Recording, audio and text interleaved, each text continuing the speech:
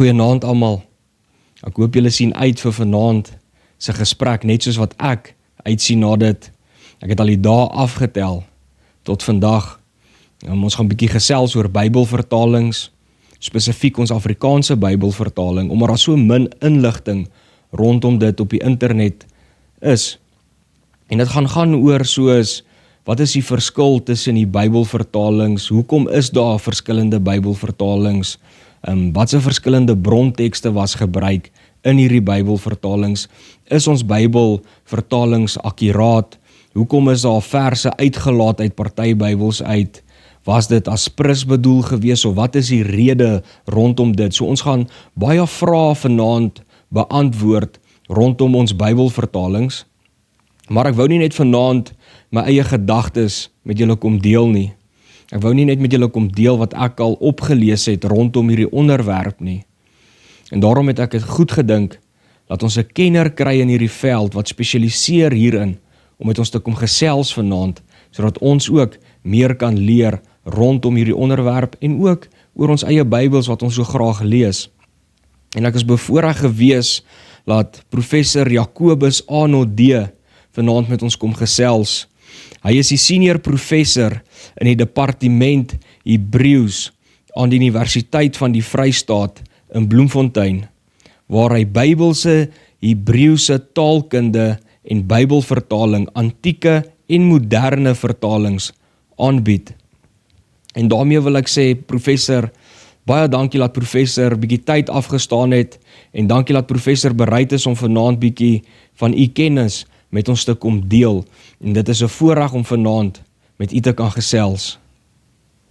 Baie dankie, pastoor Henry, vir hierdie uitnodiging en hierdie geleentheid om oor die brontekste en Afrikaanse Bybelvertalings te praat. Daar is nie eenduidige en maklike antwoorde vir 'n saak wat so baie dimensies het nie.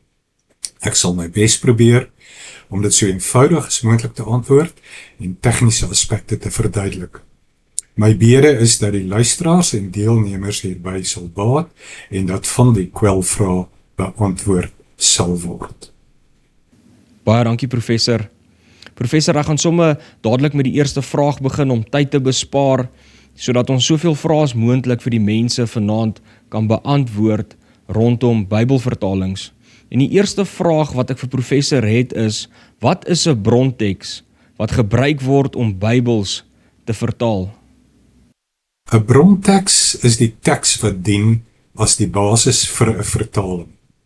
'n Bybelvertaling is die bronteks vir die Ou Testament in die brontaal Bybel Hebreëus en vir 'n gedeelte van Daniël en Esra in Bybel Aramees. Vir die Nuwe Testament is die bronteks in die brontaal Koine Grieks.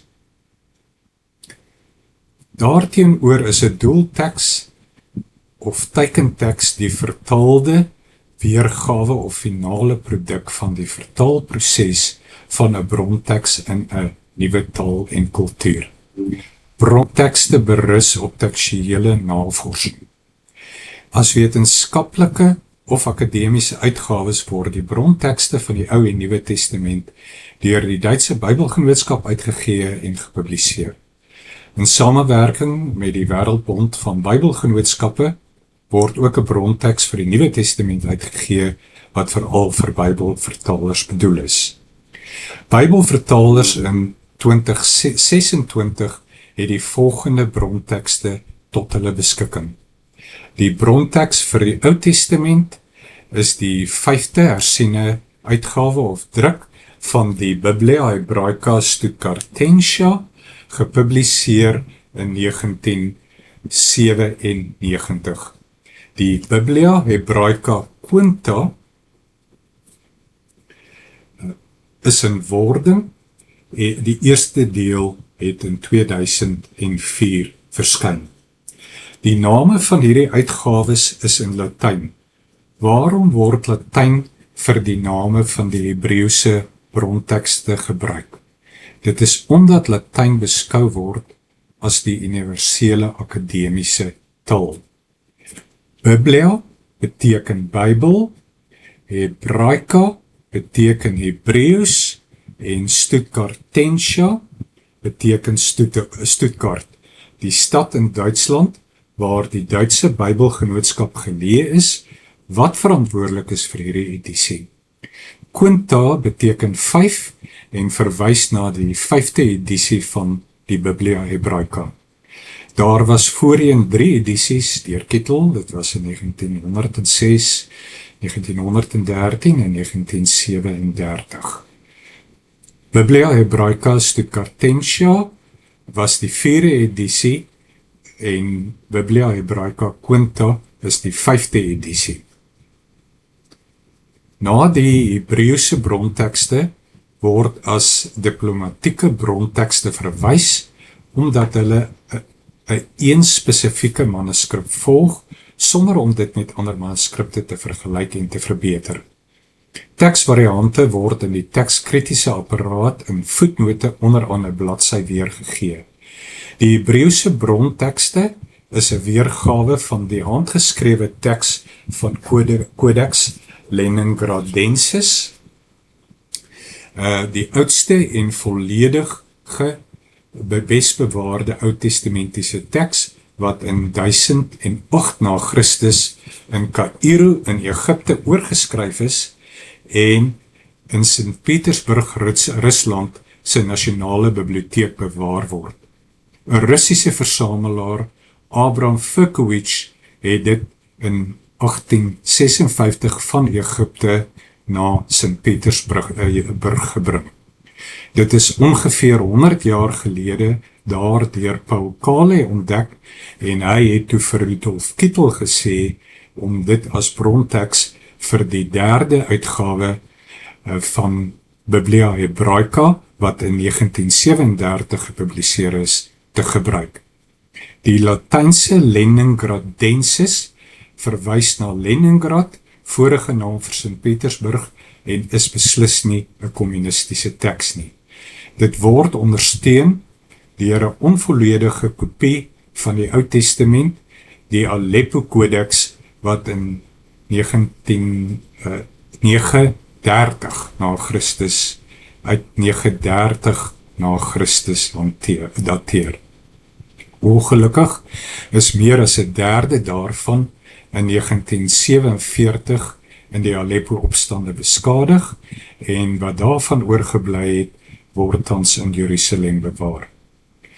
Die brontekste vir die Nuwe Testament is die 28ste hersiene edisie van die Nestle Aland se Novum Testamentum Graecae, gepubliseer in 2012, of die 7de gekorrigeerde druk of uitgawe van die 5de hersiene edisie van die Wêreldbond van Bybelgenootskappe se Greek New Testament, voorberei deur die Instituut vir Nuwe Testamentiese Teksnavorsing in Münster, wat in 2024 gepubliseer is. Die 2 edisies verskil slegs ten opsigte van die tekskritiese apparaat en kom dus met hulle tekste ooreen.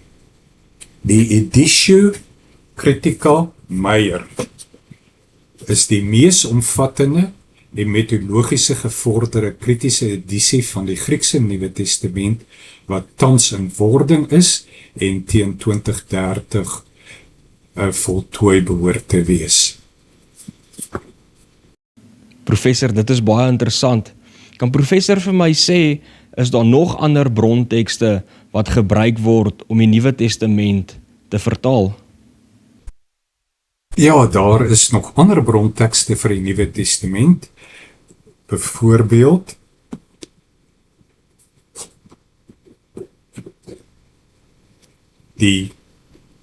The Greek New Testament Society of Biblical Literature Edition onder redaksie van Michael Holmes, wat gepubliseer is in 2010 deur die Society of Biblical Literature en Logos Bible Software, en die Greek New Testament wat gepubliseer word deur die Tyndale House Cambridge. En dit is vanaf 2017 beskikbaar. Daar is ook the Greek New Testament according to the majority text onder redaksie van Hodge en Farstad wat gepubliseer is deur Thomas Nelson Publishers. Al hierdie Nuwe Testamentiese brontekste is kritiese edisies wat verskillende manuskripvariante vergelyk om die oorspronklike teks te probeer rekonstrueer. Ander beskikbare brontekste is die antieke Griekse vertaling.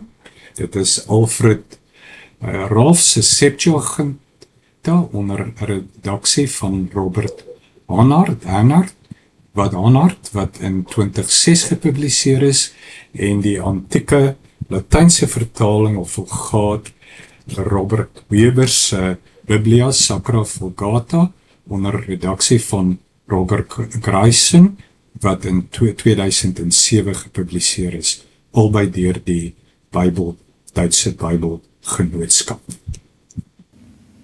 Professor, my tweede vraag is, wat is die verskil tussen die brontekste, byvoorbeeld die tydperk waarin hulle gevind is, en dat sommiges dalk ouer is as ander?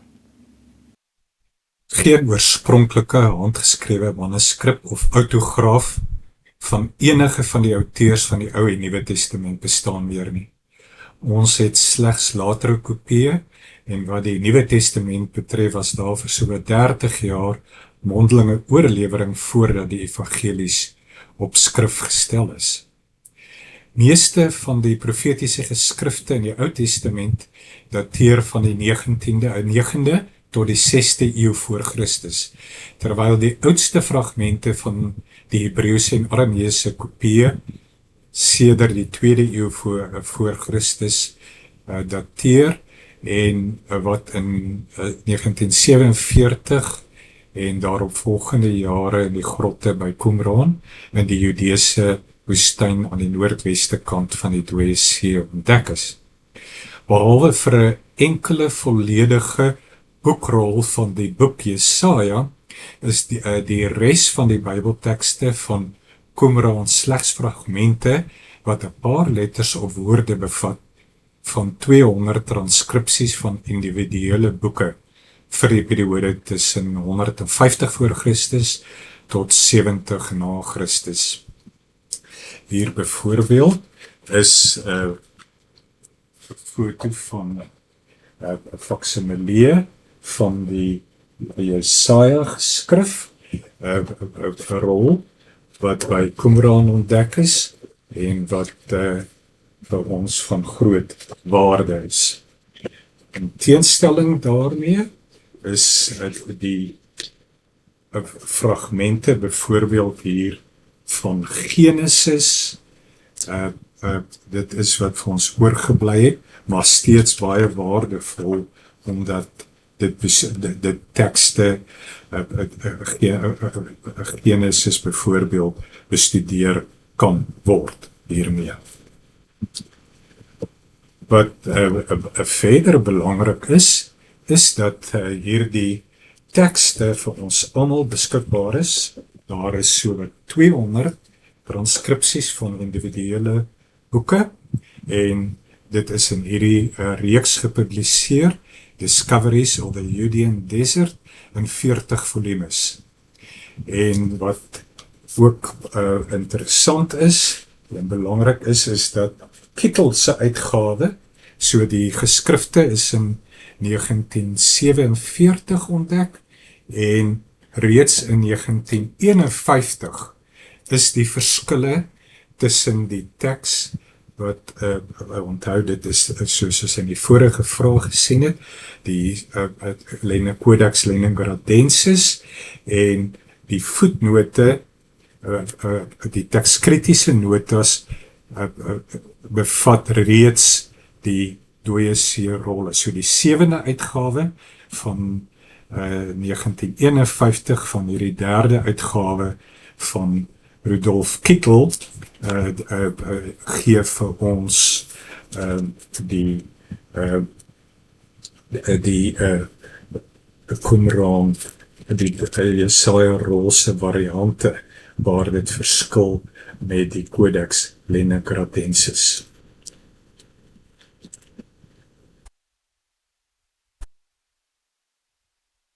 Die Hebreëse en Arameese tekste van die Ou Testament is aanvanklik sonder vokale neergeskryf. Dit was konsonantale tekste. Hierdie konsonantale tekste kon sedert die 1ste eeu na Christus nie meer verander word nie en groot sorg is gedra met die oordrag van hierdie tekste na 'n volgende geslag. Die probleem was dat die konsonantale teks verskillend gelees kon word met verskillende betekenisse. Dit het dus belangrik geword dat die korrekte uitspraak en betekenis van geslag tot geslag oorgedra moet word deur die geskrewe teks.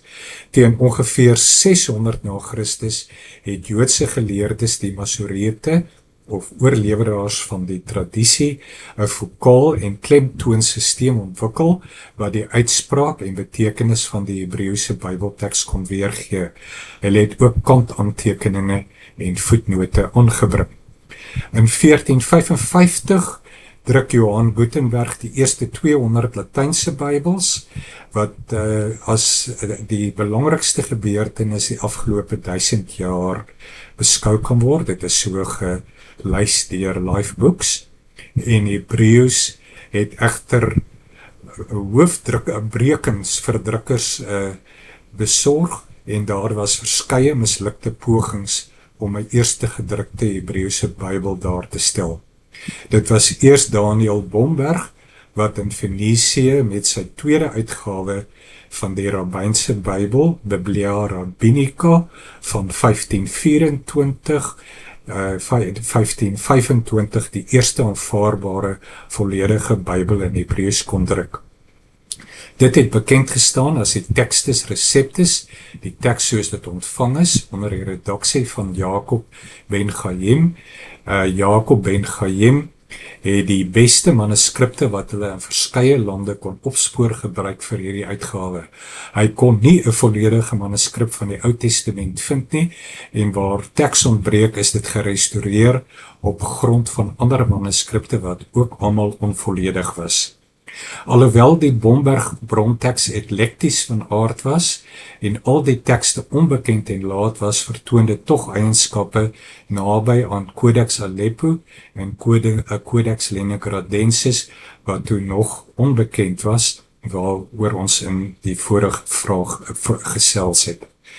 Dit het die algemeen aanvaarde standaard bronteks geword met herdrukke en hersienings daarvan deur Everardi van der Hoogt in Amsterdam in 1705, Adrian Hahn in 1832, 1833 en 1868 en meneer Letterus van Wenen in 1852. Hersiene edisie van die Letterus uitgawe, gebaseer op 'n manuskrip Erfurt 3, is vanaf 1866 deur die Britse en Buitelandse Bybelgenootskap gepubliseer en tot en met die tweede edisie van Rudolf Kittel se Biblia Hebraica in 1913 was Bomberg die basiese teks vir Hebreëse brontekste. So hier is 'n Letterus teks uit die vorige eeu en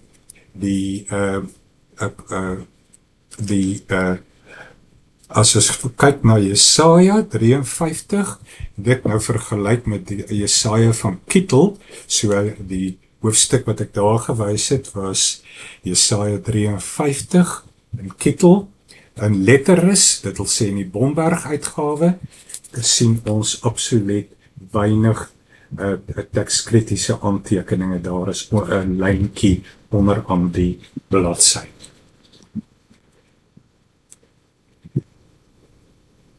Toe die handgeskrewe teks van Codex Leningradensis ontdek is, wat ons in die vorige antwoord hanteer het dit die posisie van die Bomberg teks verander en sedertdien het dit die basis vir die 3 edisies van Biblia Hebraica geword, waarvan ons in die vorige antwoord gesels het.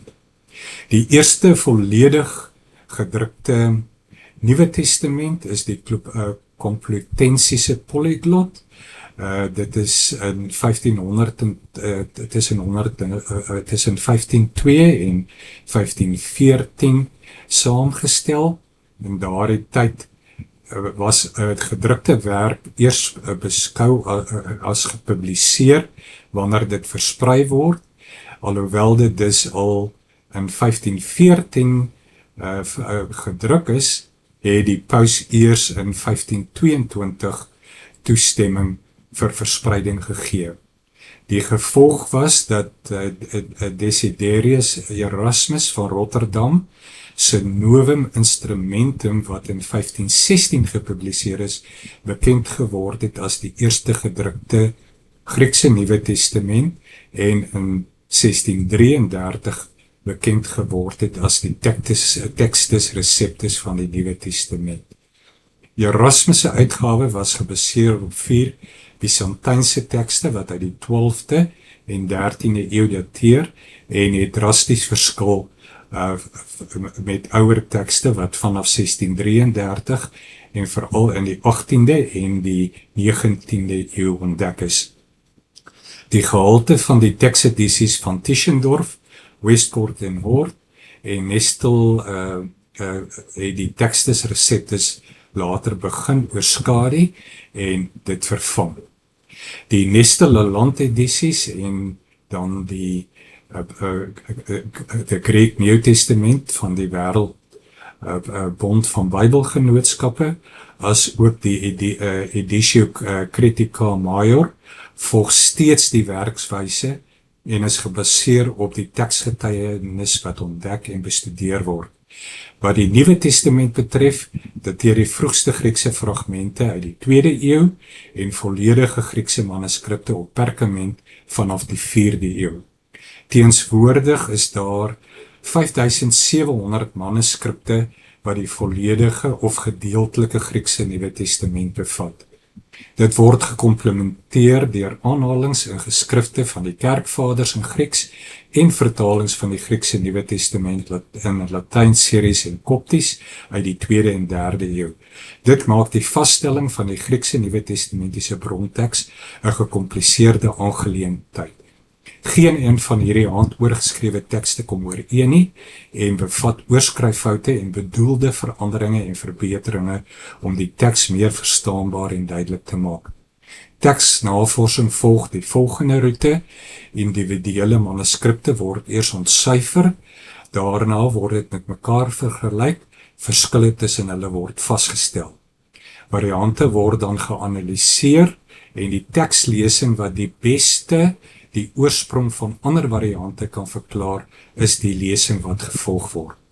Die resultate word dan inkorporeer in die akademiese edisies van die Griekse Nuwe Testament, waaroor ons voorheen gesels het. Die lesing wat die oorsprong van ander variante kan verklaar, verskyn in die hoofteks en die meeste belangrike variante word in die tekskritiese notas of apparaat onderaan die bladsy geplaas. Die werkswyse stel die leser van die bronteks in staat om die beslissings van die redaksie te verstaan en sy of haar eie mening te vorm. Teksnavorsers staan verwonderd oor die voordele wat die uitvinding van die alfabet en die boekdrukkuns vir ons geloofskennis ingehou het. God se woord in mensetaal en menslike middele. Dit is so interessant om te hoor hoe brontekste werk en ook waarom hulle verskil. Professor, my derde vraag sal wees, hoekom word verskillende brontekste gebruik vir verskillende Bybelvertalings? Byvoorbeeld die 33-53 Bybel, die 20-20 Bybel, die Nuwe Lewende Vertaling of selfs die Boodskap. Hoekom word daar verskillende brontekste vir verskillende vertalings gebruik? In my vorige antwoord het ek aangedui dat die studie van brontekste deurlopend plaasvind binne die tekswetenskap. Derhalwe deurloop brontekste ook 'n geskiedenis. Hulle ontluik soos nuwe getuienis ontsluit word. Elke nuwe uitgawe van 'n bronteks demonstreer 'n nuwe ontluiking van teksgetuienis. Byvoorbeeld die tekskritiese apparaat van die tweede uitgawe van Biblia Hebraica in 1913 bevat oor die 3000 tekskritiese voorstelle wat variante uit die vroeë vertalings, die Septuagint, die Griekse vertaling, Vulgate, die Latynse vertaling, Peshitta, die Syriese vertaling en Targum, die Arameese vertaling insluit.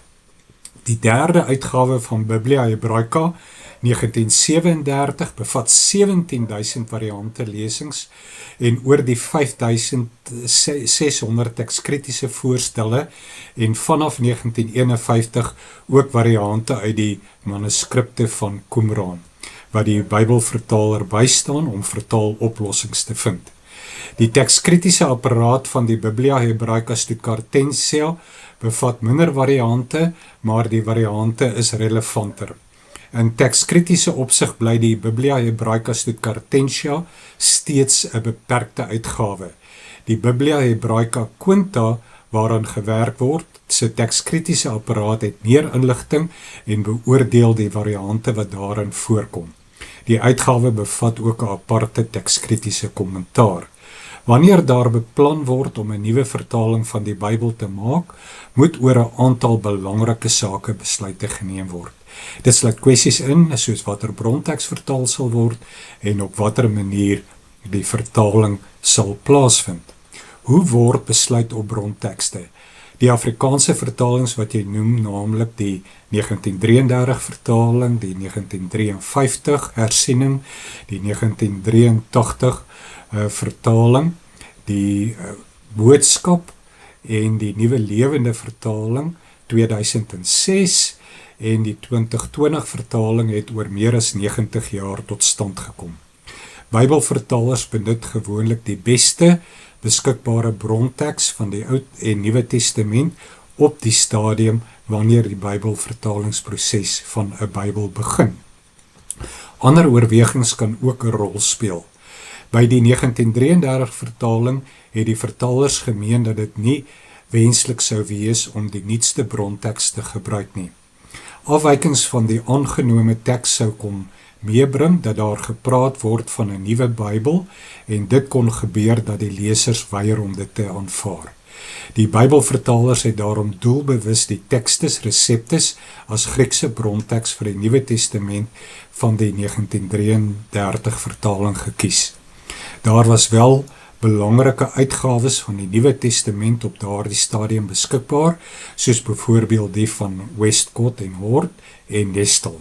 Hierdie standpunt is gehandhaaf ten spyte van ernstige kritiek. Hierdie besluit oor die bronteks was die vernaamste fout by die vertaling. Dit het tekslesings ondersteun wat toe alreeds verwerp is en in latere hervertalings moeilik reggestel kan word. Wat die Hebreëse konteks van die Ou Testament betref, is besluit om die Masoretiese teks te gebruik en na alle waarskynlik die tweede uitgawe van Rudolf Kittel se Biblia Hebraica, wat gebaseer is op die tweede Rabbynse Bybel van Jacob Chaim, uitgegee deur Daniel Bomberg in Venesië in 1524 tot 1525. Dieselfde besware kan teen hierdie teks geopper word as teen die Textus Receptus van die Nuwe Testament.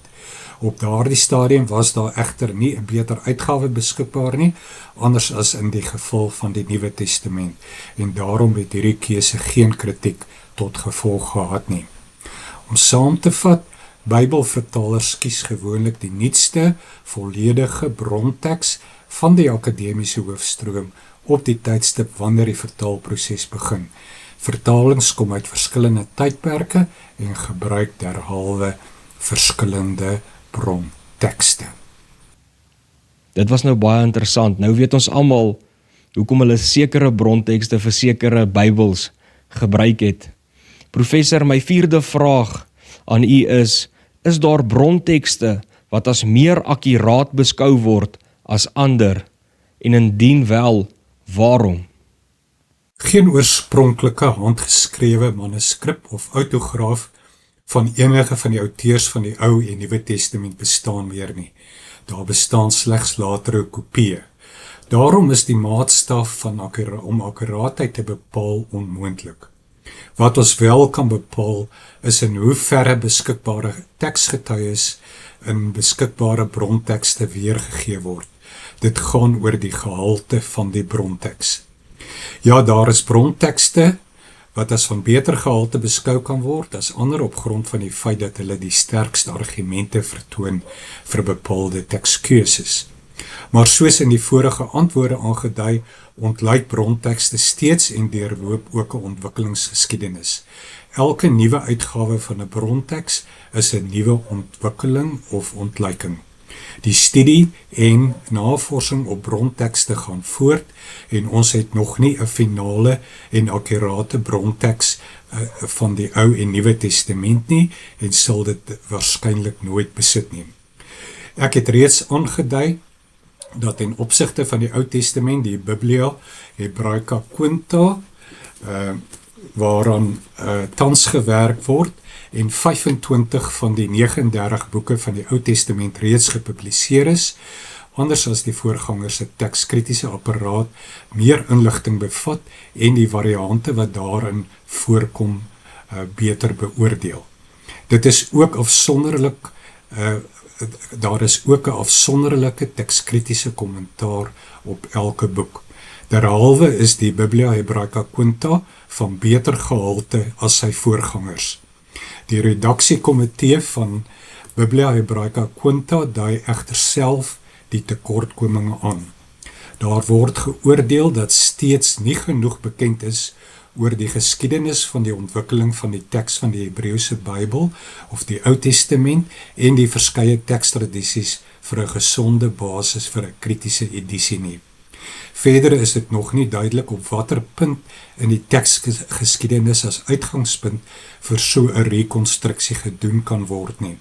En laastens moet so 'n kritiese uitgawe al die variante in die beskikbare tekste verreken word wat op hierdie stadium nie moontlik is nie. Vir die Nuwe Testament is die 7de gekorrigeerde druk uitgawe van die 5de edisie van die Wêreldbond van Bybelgenootskappe se Griek New Testament wat in 2024 gepubliseer is. Dit is 'n verdere hersiening van die 4de edisie waarin belangrike verbeteringe op korreksies en byvoegings aangebring is. Die lesings van die nuwe papierie van 117 tot 137 word nou ingesluit in die kritiese apparaat. In die geval van die algemene sendbriewe is die insigte en resultate van die editio kritiek major ingesluit en die teks in die teks en tekskritiese apparaat. Laasgenoemde berus op navorsing wat vervolgens bespreek sal word. Die Instituut vir Nuwe Testamentiese Teksnavorsing in Münster het onder leiding van Gert Mink en Klaus Wachtel begin met die ontwikkeling van 'n tekskritiese metode wat die verwantskap van tekste en manuskripte ondersoek om die oorsprong, die ontluiking en oorlewering van die Nuwe Testamentiese teks beter te verstaan en te beskryf. Die metode staan bekend as die koherensie gebaseerde genealogiese metode. Hierdie metode maak 'n konsekwente onderskeid tussen manuskripte as fisiese artefakte en die tekste wat hierdie artefakte bevat. Die belangrikste verskil van vorige werkswyse is dat tekste en nie manuskripte nie met mekaar vergelyk word. Die term getuienis word gebruik om te verwys na die teks van 'n manuskrip en nie die manuskrip nie.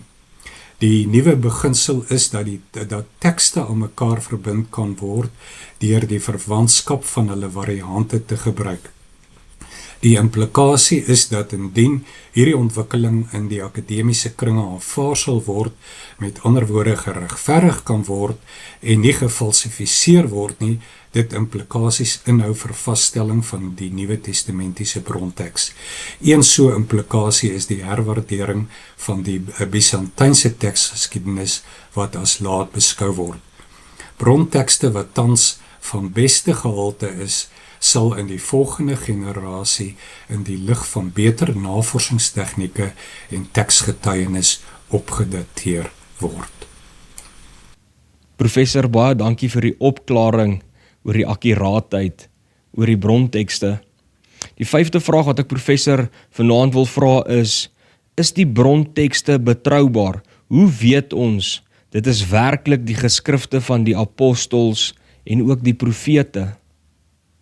Soos reeds genoem, geen oorspronklike handgeskrewe manuskrip of autograaf van enige van die auteurs van die Ou en Nuwe Testament bestaan meer nie, slegs latere kopieë. Die doel van die tekswetenskap is om die magtom teksgetuienis te gebruik om 'n bronteks daar te stel wat na betroubaarheid streef. Hoe weet ons dit is werklik die geskrifte van die apostels en die profete? Dit is 'n geloofsaak.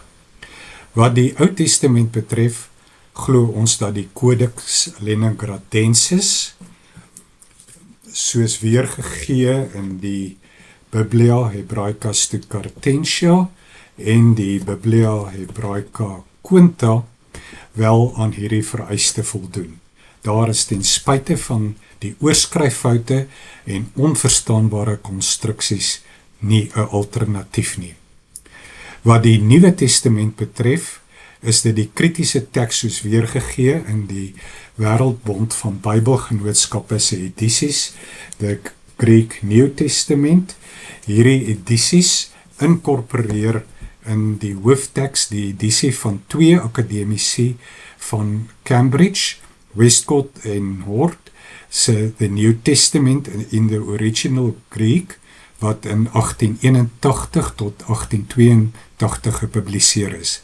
Dit is hoofsaaklik gebaseer op Codex Vaticanus en Codex Sinaiticus en enkele andere teksgetuies wat getipeer word as neutraal, omdat die tekens van tekskorrupsie gering is by hierdie manuskripte.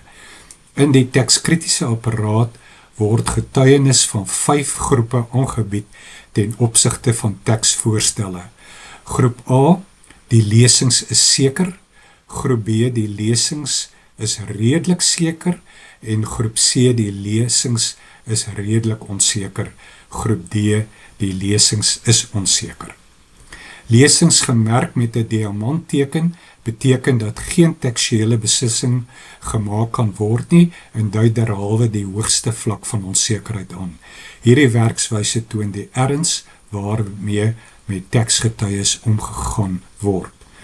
Toe die nuwe teks van die Editio Critica Major van die Algemene Sendbriewe gepubliseer is en die 28ste edisie van die Neste Lalande bronteks opgeneem is, het die vertalers van die 2020 vertaling besef dat hulle oor die nuwe ontwikkeling moes verantwoord.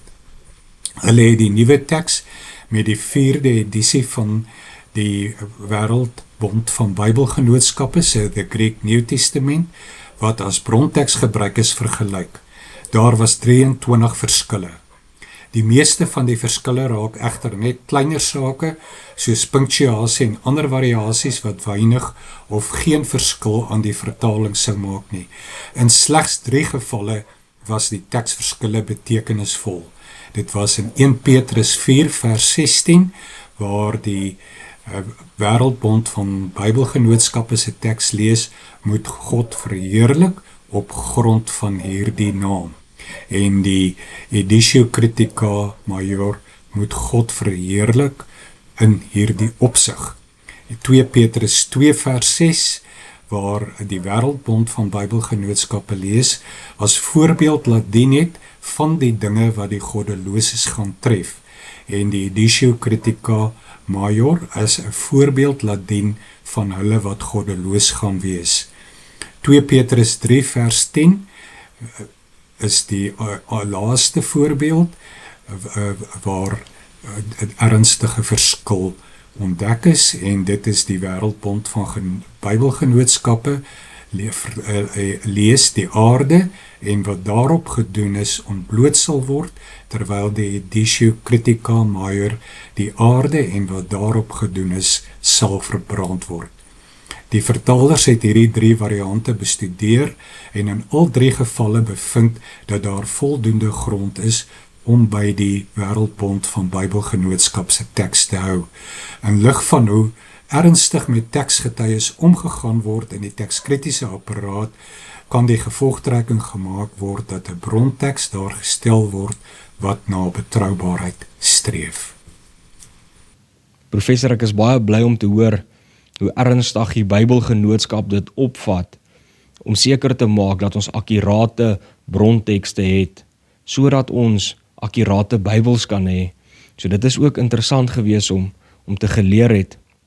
Professor, my 6de vraag aan u is, uit watter brontekste is die 33-53 uitvertaal of die 2020 vertaling uitvertaal of selfs die Nuwe Lewende vertaling of die 83 vertaling of die Boodskap uitvertaal? Kan professor vir ons sê watter brontekste was vir hierdie Bybels gebruik gewees? Die bronteks vir die 1933 vertaling en die 1953 hersiening was vir die Ou Testament die Masoretiese teks van die tweede edisie van Rudolf Kittel se Biblia Hebraica, wat gebaseer was op die Rabbynse Bybel van Jakob Chaim, wat deur Daniel Bomberg in 1524 in Venesië uitgegee is. Die Nuwe Testament was die Textus Receptus, wat die teks van die eerste gedrukte Griekse Nuwe Testament van Erasmus bevat het, wat uitgegee is in 1624 deur die broers Elsevier in Leiden. Ons weet nie watter edisie spesifiek gebruik is nie. Vir die 1983 vertaling was vir die Ou Testament die Biblia Hebraica Stuttgartensia 1977 as bronteks gebruik. Vir die Nuwe Testament is die Wêreldbond van Bybelgenootskappe se derde edisie van die Greek New Testament 1975 gebruik, wat dieselfde teks bevat as die 26ste edisie van die Anestel Aland wat in 1979 gepubliseer is.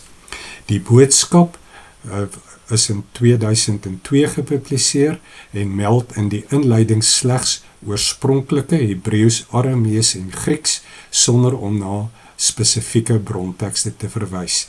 Dieselfde geld vir die Lewende vertaling wat in 2006 uitgegee is, wat in die inleiding slegs na die Hebreëse, Arameese en Griekse grondteks verwys.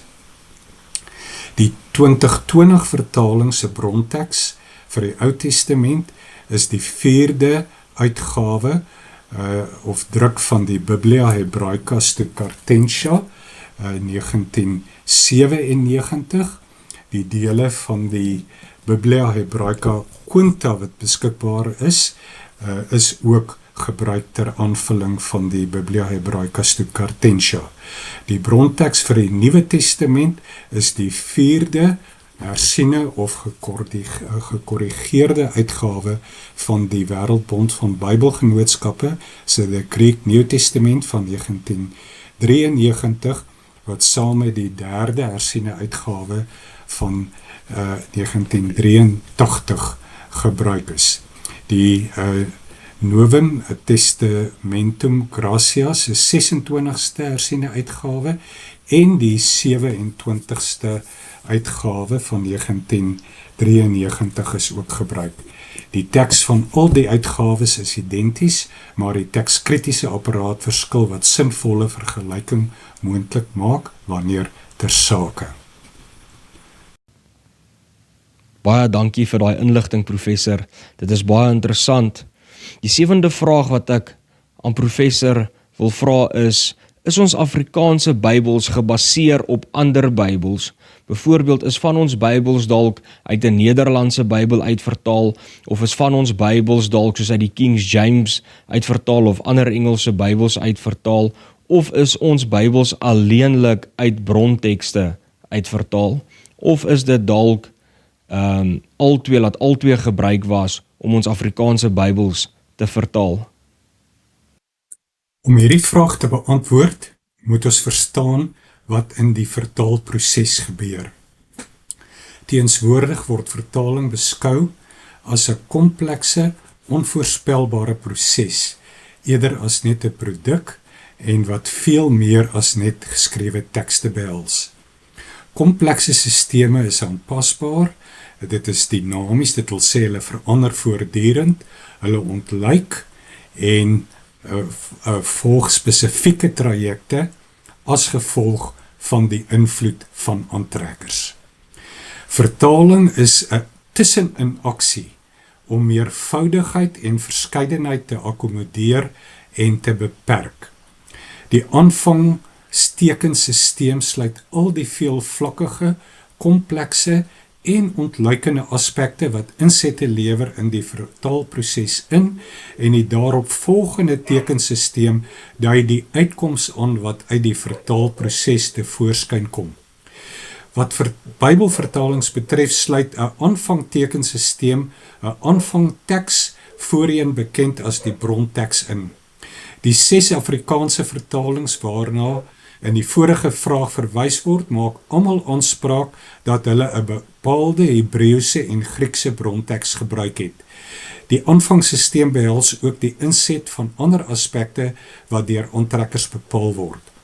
Vir die boodskap en die lewende vertaling was die aantrekkers die voorbeeld van Engelse en Amerikaanse Bybelvertalings.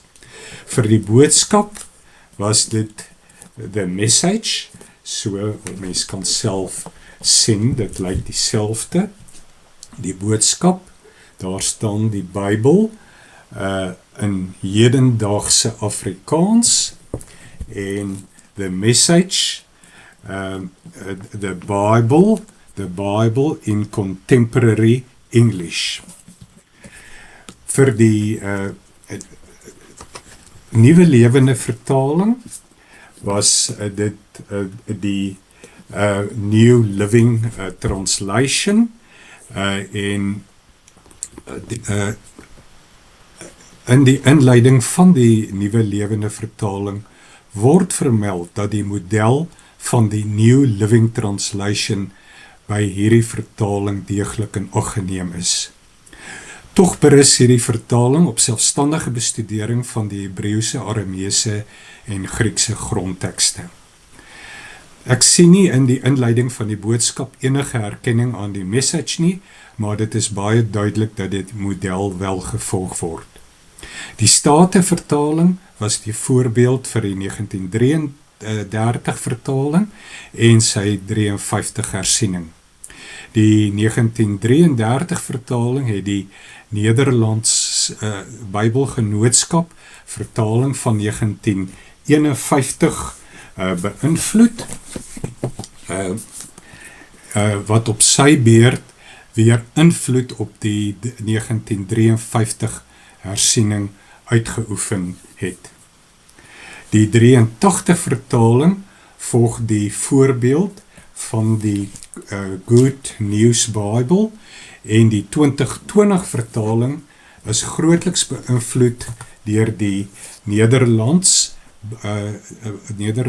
Nuwe Bybelvertaling van 2004.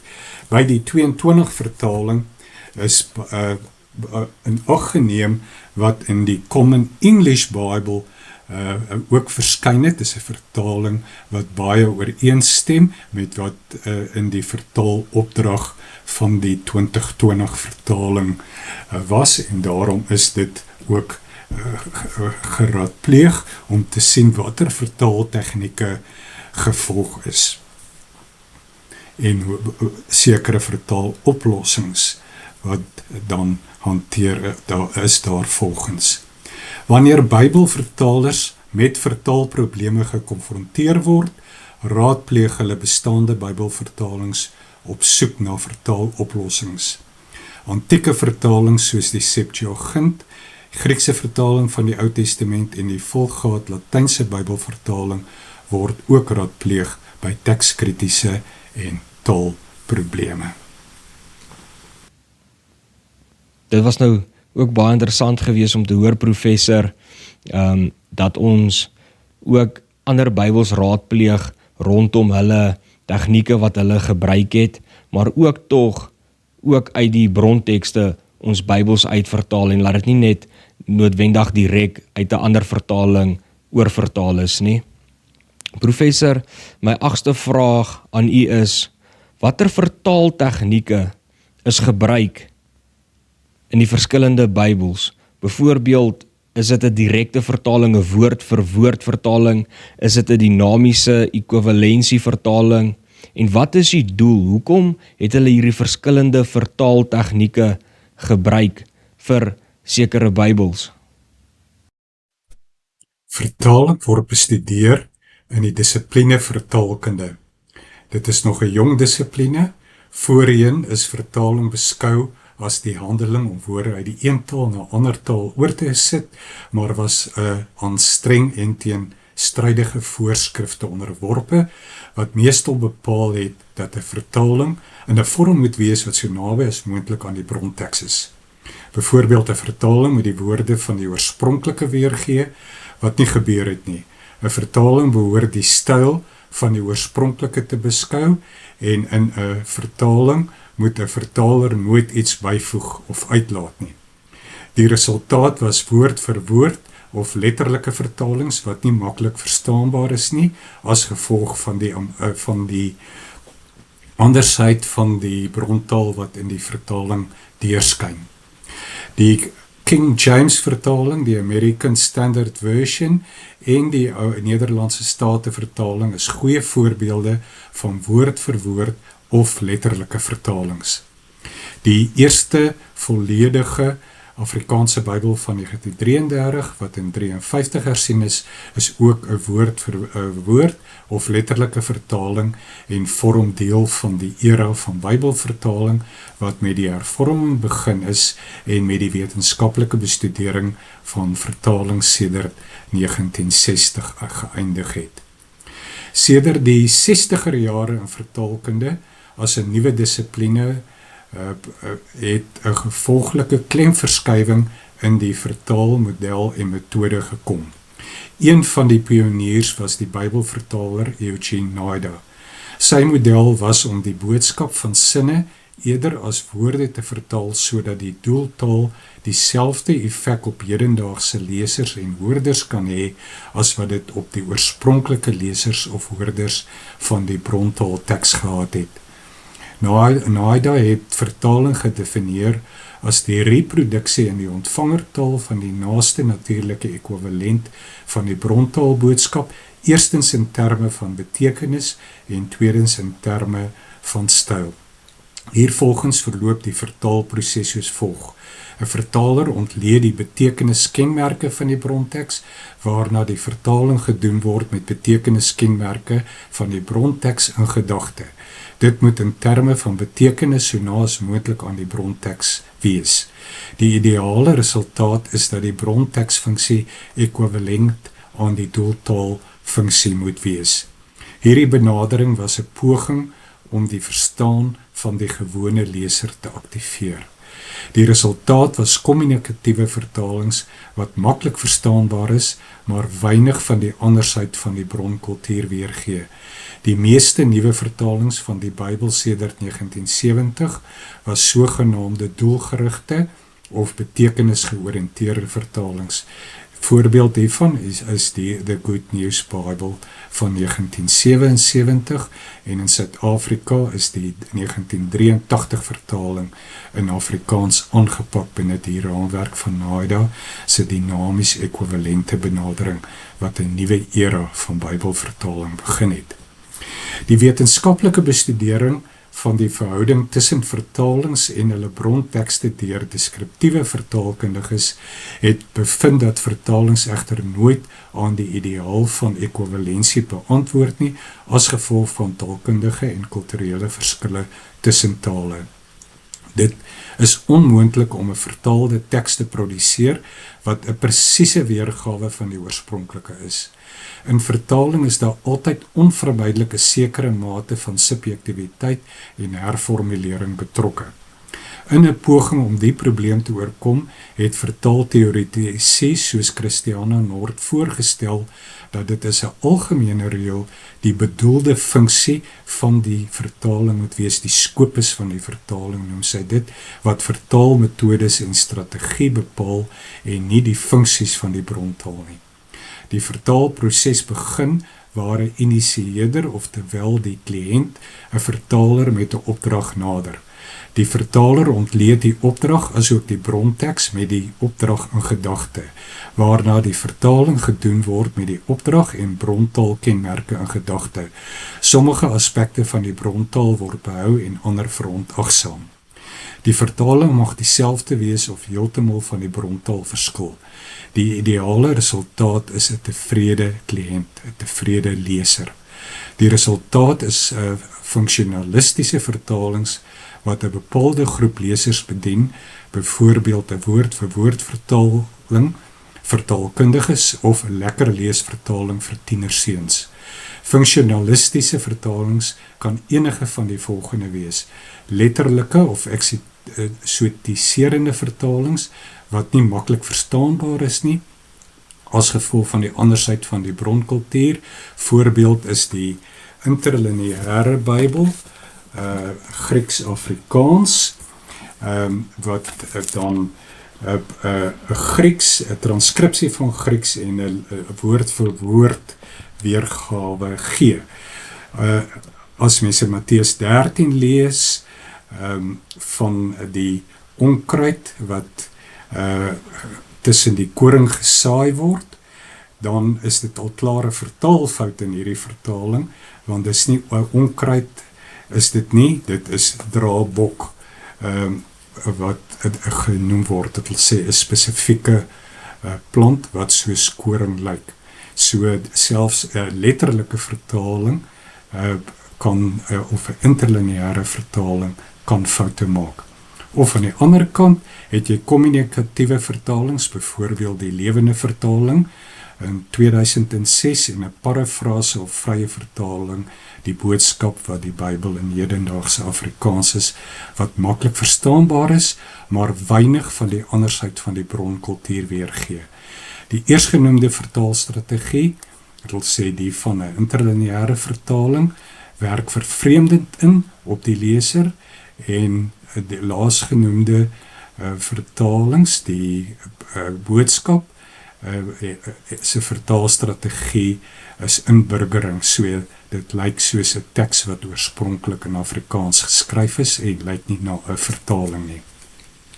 Om hierdie paradoks op te los, ondersoek vertaalkundiges in die nuwe millennium hoe om 'n brug te slaan tussen letterlike en kommunikatiewe vertalings, terwyl die vertaling steeds funksioneel is. 'n Oplossing is om maniere te vind om aan die een kant die andersheid van die bronkultuur te respekteer, maar om terselfdertyd aan die ander kant die andersheid van terselfdertyd aan die ander kant toeganklik vir lesers en hoorders te wees. So aan die een kant die andersheid van die bronkultuur word respekteer, maar aan die ander kant moet dit toeganklik vir lesers en hoorders wees. Dit het gelei tot komplekse vertalings, waarvan die Schocken Bible in 2014 en die The Hebrew Bible 2019 van Robert Alter voorbeelde is. Dit is 'n volgende generasie van Bybelvertalings.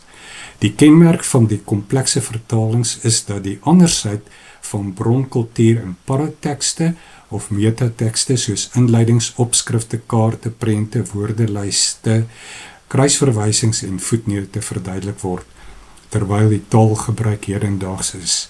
Die 2020 vertaling van die Bybel in Afrikaans is as direkte vertaling 'n tipe komplekse vertaling waar betekenis en kultuur direk vertaal is in hedendaagse Afrikaans. Dit impliseer dat teks en stylkenmerke sowel as kulturele konsepte so ver moontlik behou is, maar taalkenmerke by die doeltaal aangepas word. Die 2020 vertaling is 'n direkte vertaling en dit word vertaal asof die Bybelskrywer self aan die woord is, maar in vloeiende idiomatiese Afrikaans. Waar die taalkenmerke verskil, hou die vertaling rekening met die eie soortigheid van Afrikaans. Waar die bronteks 'n stylkenmerk vertoon, word probeer om die stylkenmerk in die vertaling te behou. Daar is probeer om die Bybelse bronteks en leefwêreld so ver moontlik te weerspieël met die gevolg dat kulturele sleutelterme van die brontaal, byvoorbeeld lengtemate en geldeenhede, so ver moontlik gehandhaaf word, terwyl woorde vir moderne konsepte soos metrieke, mate en gewigte nie gebruik word nie.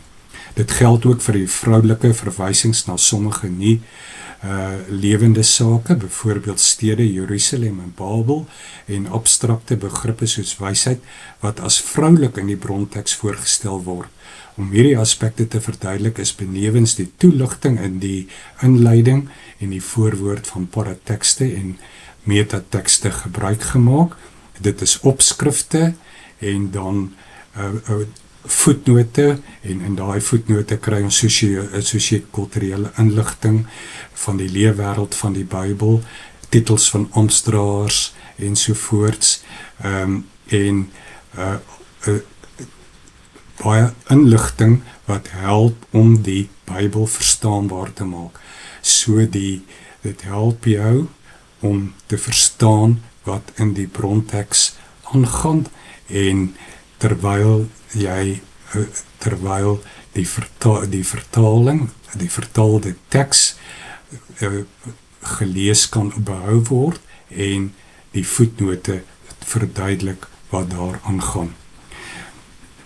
Die inleiding van die 2020 Bybel bevat ook 'n lys met die name wat vir God in die Hebreëse Bybel gebruik word, met die uitspraak en Afrikaanse vertaling daarvan om aan die behoefte van sommige lesers te voldoen. Daar is ook 'n woordelys wat met bykomende sosio-kulturele, geografiese en historiese inligting en toeligting. Dit maak eintlik sin wat professor sê, dat hierdie tegnieke gebruik word soos om dit makliker te maak vir mense om te lees, en soos wat party lesers dit nodig het, soos dalk 'n jonger kind wat dalk nog nie al hierdie groot Afrikaanse woorde kan verstaan nie, of iemand wat nie tot bekering gekom het, wat net maklik wil Bybel lees om te verstaan wat hulle lees. So ek kan verstaan wat is die behoefte agter hierdie vertalings, soos die Nuwe Lewende Vertaling. Professor, dan my 9de vraag aan u is die verskille in die Bybelvertalings, soos verse wat bygevoeg of weggelaat is, te wyte aan verskille tussen die brontekste? Met ander woorde, is die brontekste die rede dat Bybelvertalings verskil van mekaar, laat dit lyk of daar verse uitgehaal is? Verskillende vertalings maak gebruik van verskillende edisies van hierdie brontekste, wat dikwels lei tot verskille in die vertaalde teks. Maar dit hang ook baie daarvan af hoe die Bybelvertalers die tekskritiese apparaat van die brontekste interpreteer en gebruik, asook die vertaalmodel wat gevolg word. 'n Bronteksgeoriënteerde vertaling sal verskil van 'n lesersgeoriënteerde vertaling. Die 2020 vertaling het in die Nuwe Testament van 105 voetnote gebruik gemaak waarin tekskritiese opmerkings gemaak word. In die voetnote is van die volgende formulerings gebruik gemaak. Sommige manuskripte lui, byvoorbeeld by Markus 10 vers 24. Sommige manuskripte en vroeë vertalings lui, soos by Lukas 11 vers 2 en 4. Ander manuskripte voeg by, soos by Romeine 8 vers 1, en ander manuskripte en vroeë vertalings lui, soos by Romeine 16 vers 7. In gevalle waar teksvariasie 'n verskil maak aan die vertaling, is die nodige toeligting vir die lesers in voetnote aangebied. Dit is gedoen waar die 2020 vertaling as gevolg van teksvariasie opvallend verskil van die 1933, 1953 of die 1983 Afrikaanse vertaling of van ander bekende vertalings. Een so verskil tussen Bybelvertalings is die Johannese komma of frase oor die 3 hemelse getuies in 1 Johannes 5 vers 7 tot 8. Hier handel dit oor 2 weergawes van die teks. Die 1933-53 vertaling volg die lang lesing van die Textus Receptus, want daar is 3 wat getuig in die hemel, die Vader, die Woord en die Heilige Gees, en hierdie 3 is een.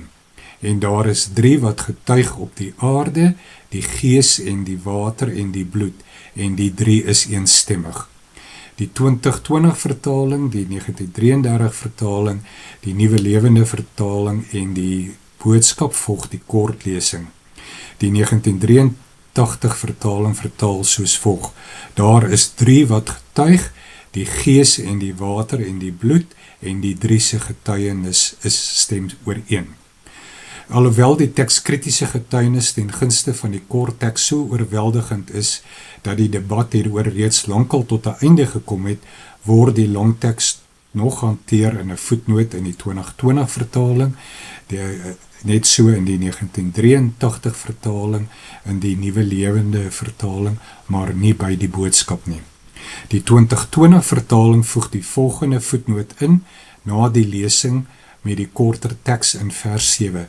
Enkele laat manuskripte voeg op grond van die vulgaat hierna by. In die hemel, die Vader, die Woord en die Heilige Gees, en hierdie 3 is een, en daar is 3 wat getuig op die aarde. Op verskeie plekke, soos die Wêreldbond van Bybelgenootskappe se samestellers van the Greek New Testament, kies hulle tussen korter en langer lesings wat in manuskripte voorkom. Waar hulle op tekskritiese gronde besluit het om 'n korter lesing in die teks te plaas, kan dit nie as 'n weglating beskou word nie, maar as 'n herstel van die teks in sy oorspronklike vorm. Waar die 2020 vertalers korter tekskese van die Wêreldbond van Bybelgenootskap samestellers ondersteun het, het hulle dikwels die vertaling voorsien van 'n voetnoot, soos by Matteus 20 vers 16. So sal die laastes eerste wees en die eerstes laaste. Ander manuskripte en vroeë vertalings lei nog hierna. Baie is immers geroep, maar min is uitverkies. Dit word aanvaar dat dit nie deel van die oorspronklike teks is nie. Vergelyk egter Matteus 22 vers 14, waar dit wel deel van die bronteks is.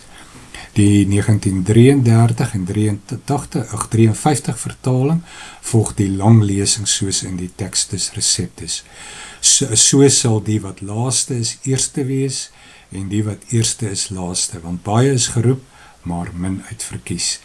Die 1983 vertaling volg die kortlesing met geen verwysing na die lang lesing nie. So sal die laastes eerste wees en die eerstes laaste. Dieselfde geld vir die Lewende Bybelvertaling en die boodskap wat die kortlesing volg en dit parafraseer. Die Nuwe Lewende Vertaling, so sal baie wat nou so vernaam lyk eendag heeltemal onbelangrik wees. En die wat nou nie nou gereken word nie, sal eendag die belangrikste wees. En die boodskap in God se wêreld keer hulle die rolle heeltemal om. Daar sal mense wat nou onbelangrik is, die heel belangrikste wees, terwyl almal wat nou belangrik is, glad nie sal tel nie. Die bekendste gedeeltes in die Nuwe Testament wat in tekskritiese kringe as gevolg van interpolasie beskou word, is die gedeelte oor die owerspelige vrou in Johannes 7, vers 35 tot hoofstuk 8:11, die slot van Markus 16 vers 9 tot 20 en die doxologie van die Onse Vader gebed in Matteus 6 vers 13. Al 3 hierdie gedeeltes is in die 2020 vertaling ingesluit met toepaslike voetnote. Dis ook so gedoen in die 83 vertaling en die Lewende Bybelvertaling. In die 53 vertaling wat die Textus Receptus volg en die boodskap vorm die gedeeltes deel van die hoofsteks sonder enige aanduiding met die probleme wat daaroor bestaan. Die boodskap laat die doxologie van die Ons Vader gebed sonder enige aanduiding weg. Uit hierdie data kan ons die volgende gevolgtrekkings maak. Eerstens die verskille in die vertaling tussen die 33-53 vertaling met die Textus Receptus as bronteks, verskil van die ander vertalings wat die Greek New Testament as bronteks gebruik het. Die langer lesing is in die 1933-53 vertaling se hoofteks opgeneem, terwyl die korter lesings in die ander vertaling se hoofteks reflekteer. Die stelling is derhalwe korrek. Verskillende vertalings maak gebruik van verskillende edisies van hierdie brontekste wat dikwels lei tot verskille in die vertaalde tekste. Tweedens, die wyse waarop die Bybelvertalers die tekskritiese apparaat van die brontekste interpreteer en gebruik, verklaar die verskille tussen vertalings. Die 2020 vertaling, die 1983 vertaling en die Lewende Bybelvertaling verduidelik meestal vir die leser die korter lesing en vermeld die langer lesings en voetnote. Lesers kan sien dat daar teksprobleme is en die teks nie so seker is as wat die Textus Receptus aangebied word nie. Derdens is dit duidelik dat afhangende van die vertaalmodel wat gevolg word, verskille tussen vertalings tot gevolg sal meebring. 'n bronteksgeoriënteerde vertaling soos die 2020 vertaling sal verskil van 'n lesersgeoriënteerde vertaling soos die boodskap. Baie dankie vir die verduideliking, professor. Maar ek het 'n opvolgvraag rondom dit, professor. Is dit bloot 'n conspiracy theory dat Bybelvertalings verskil weens duistere motiewe om die konteks van die Bybel te verdraai? Baie mense glo die Bybels verskil van mekaar omdat iemand 'n duistere motief het om die konteks van die Bybel te verander en dalk iets anders te leer as wat dit oorspronklik geleer het. Of is die verskille eintlik omdat dit verskil in die brontekste? Om hierdie vraag te antwoord, kom ons kyk na die oorsprong van die Johannese komma of frase oor die 3 hemelse wesens in 1 Johannes 5 vers 7 tot 8 in die Textus Receptus waaroor ons in 'n vorige vraag gehandel het. Stunica, een van die samestellers van die Complutensiese polyglot, het Erasmus daarop gewys dat die komma of frase in sy teks ontbreek en daarop aangedring dat hierdie woorde by die volgende uitgawe van sy teks ingesluit moet word. Erasmus het geweier en as rede aangevoer dat hy die betrokke woorde nie in enige Griekse manuskrip wat aan hom bekend is kon vind nie, of skoon dit 'n bekende deel van die Vulgaat was. Nietemin het Erasmus onderneem om dit by sy teks in te sluit indien 'n Griekse manuskrip met hierdie woorde aan hom getoon sou kon word. Spoedig is so 'n manuskrip Codex 69 wat uit die 16de eeu dateer aan hom getoon en hy was verplig om die betrokke woorde by sy teks in te sluit, nie teenstaande agterdog dat die betrokke manuskrip in daardie selfde tyd vervaardig is met die uitsluitlike doel om hom te dwing om sy belofte na te kom. Gevolglik word hierdie woorde in die 3de uitgawe van sy teks, wat in 1522 verskyn het, ingesluit, asook in die Textus Receptus en in die vertalings, soos die Statenvertaling en die King James Version, ook in die 1933-53 Afrikaanse vertaling, hoewel daar selfs vandag geen Griekse getuienis voor die tydperk gevind kan word waarin hierdie woorde voorkom nie. Die komma is afwesig in elke Griekse manuskrip wat bekend is behalwe in 8 manuskripte. In 4 van die manuskripte is die komma of frase in die kantlyn geskryf as 'n latere toevoeging tot die manuskripte. 3 van die ander dateer uit die 16de eeu en 1 is 'n 18de eeuse manuskrip. Die gedeelte word nooit deur die kerkvaders aangehaal nie en is afwesig in al die antieke vertalings, ook in die oud Latynse vertaling.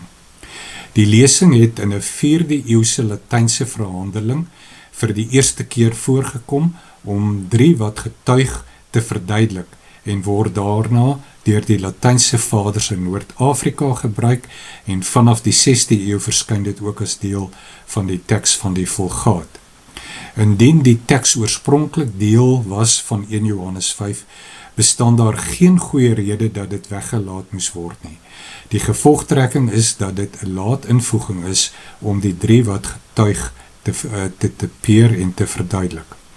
In sy haas om eerste te wees om 'n Griekse Nuwe Testament in druk te laat verskyn, het hy die Griekse Nuwe Testament binne 6 maande vir die drukpers gereed gehad. Die gevolg was dat hy nie die oudste en beste manuskripte vir sy teks gebruik het nie. Die haas waarmee die teks saamgestel is, blyk ook uit Erasmus se hantering van die laaste 6 verse van die slothoofstuk van Openbaring wat ontbreek het in die manuskrip wat hy vir Openbaring gebruik het. Hy het dit toe maar self uit Latyn en Grieks terugvertaal. Behalwe oorskryffoute het die gedrukte teks doelbewuste veranderinge, interpretasies en byvoegings reflekteer wat in die manuskripte ingevoeg is deur monnike wat die teks oorgeskryf het voor die drukpers uitgevind is. Hierdie doelbewuste veranderinge het die afronding van frases, herstel van foute en opklaar van inhoudelike probleme ingesluit wat die teks langer maak. Hierdie doelbewuste veranderinge ontbreek in die brontekste wat deur latere vertalings gebruik word. Waar brontekssamenstellers op tekskritiese gronde besluit het om 'n korter lesing in die teks te plaas, kan dit nie as weglating beskou word nie, maar as 'n herstel van die teks in sy oorspronklike vorm. Bybelvertalings gebruik die beste brontekste wat beskikbaar is op die tydstip wanneer 'n vertaling gedoen word. Na 'n eerste vertaling daargestel is, volg gewoonlik nuwe korrigerende of hervertalings om die foute en swakhede of verouderde sake van 'n vorige vertaling te vervang. Dit veroorsaak dat daar verskille tussen vertalings bestaan. Dit is bloot 'n samensweringsteorie dat Bybelvertalings verskil weens duister motiewe om die konteks van die Bybel te verdraai. Dit het in werklikheid te doen met die brontekste. Baie dankie vir die antwoord, professor. Ek glo dit stel baie mense nou gerus om te weet dat daar nie 'n duistere conspiracy theory of 'n duistere motief agter die verskille in die Bybels is nie, maar laat dit te doen het met die brontekste en laat die mense wat dit vertaal, die Bybel so na aan akkuraat probeer vertaal as wat hulle kan. So dis nie noodwendig laat goed uitgehaal was nie, maar in die meer nuwer manuskripte wat hulle gekry het, was daai verse nooit ingewees nie. Met dit gesê, professor, het ek nou vraag 11 vir professor en dit is, watter Bybelvertaling is die mees akkuraatste om te lees in professor se opinie? Afrikaanssprekendes is bevoorreg met 'n spektrum van Bybelvertalings in Afrikaans. Elkeen met spesifieke doelstellings om 'n bepaalde groep lesers te bedien. Hierdie Bybels is deur die Bybelgenootskap van Suid-Afrika en deur Hoofstroom Uitgewers van Godsdienstige Literatuur in Suid-Afrika uitgegee.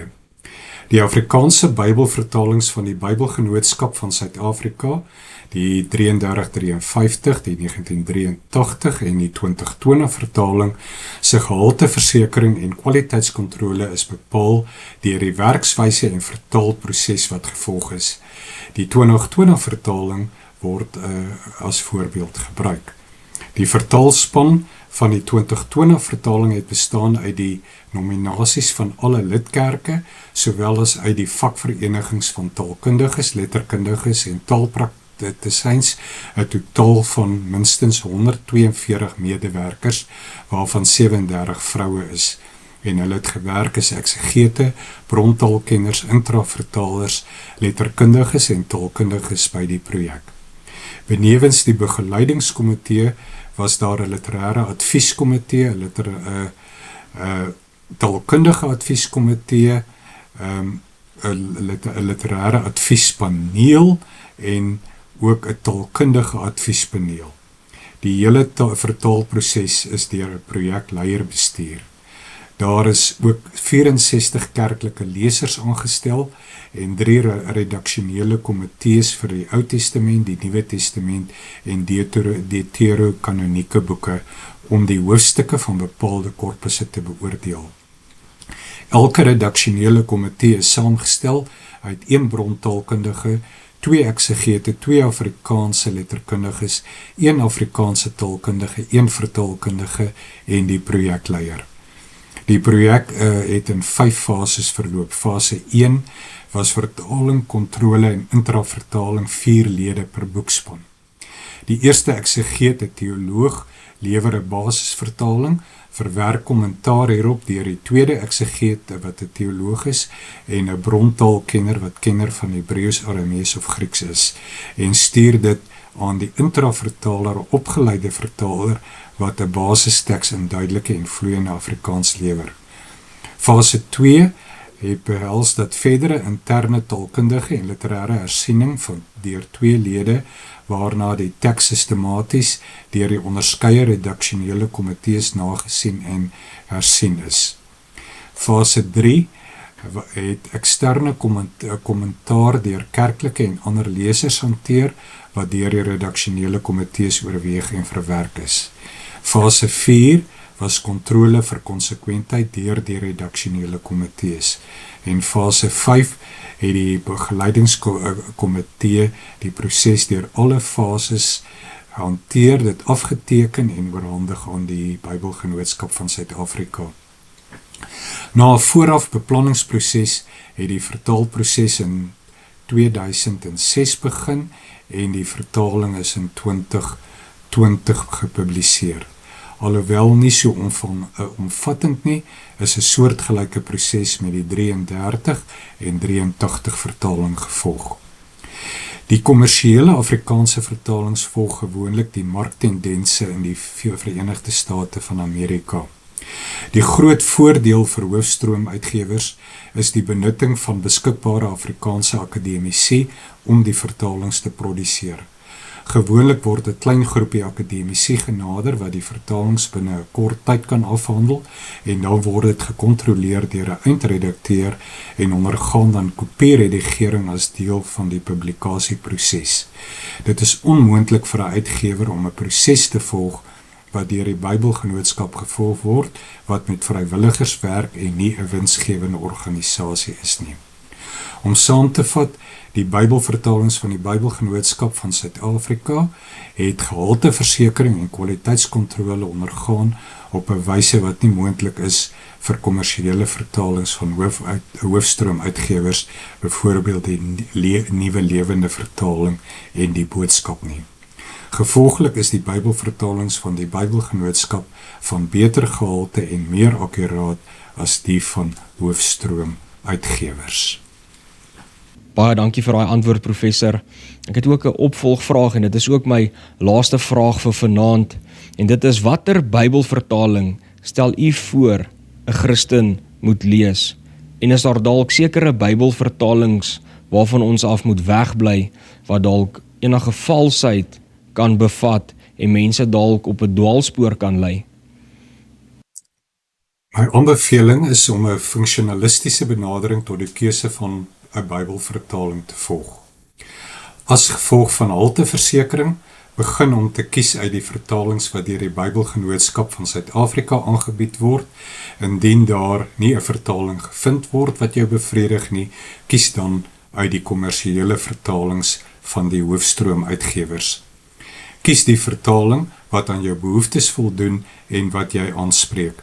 Indien jy 'n ernstige Bybelleser is wat soek na 'n Bybelvertaling wat nader aan die bronteks is, sal die 2020 vertaling vir jou bedoel wees. Indien jy meer belangstel in die boodskap van die Bybel, is die 1983 vertaling 'n ideale keuse. Indien jy na 'n maklik leesbare Bybelvertaling soek, is die Bybel vir almal vir jou bedoel. Die ideaal is om 'n Bybelvertalings saam te lees. Byvoorbeeld deur die 33, 53, die 83 en 2020 vertalings met mekaar te vergelyk om 'n gedeelte beter te verstaan.